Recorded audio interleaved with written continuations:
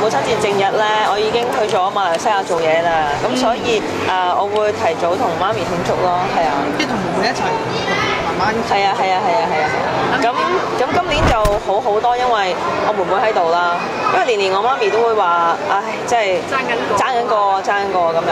咁今年佢喺度嘅時候咧，我唔使諗任何嘢，我都覺得一定會開心。因為年年我都要，都唔知送咩俾阿媽，或者點樣去氹佢開心。因為我媽係嗰啲咧，即係你買禮物俾佢咧，佢話翻你轉頭，唔好嘥錢啊嗰啲咁樣。